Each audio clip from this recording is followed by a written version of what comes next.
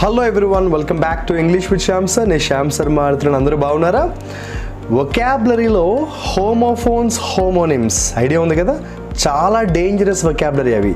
కొన్ని spellings same ఉంటాయి, కొన్ని ప్రొనౌన్సియేషన్ సౌండ్ సేమ్ ఉంటాయి, కానీ మీనింగ్ డిఫరెంట్ ఉంటాయి. సో వొకాబులరీలోనే one of the toughest categories ఏంటంటే హోమోఫోన్స్, హోమోనిమ్స్. ఈ టాపిక్ మీద మన వొకాబులరీ బ్లాక్ బుక్లో అప్రాక్సిమేట్గా 500 వర్డ్స్ ఉన్నాయి, అంటే 500 కేసెస్ ఉన్నాయన్నమాట. ఒక్కొక్క కేసులో 2 or 3 or 4 వొకాబులరీ ఉన్నాయి. సో ఆల్రెడీ మీకు తెలుసు, మన ఇంగ్లీష్ విత్ శ్యామ్ సార్ యాప్లో వొకాబులరీ బ్లాక్ బుక్ అనే ఒక కోర్స్ ఉందని తెలుసు.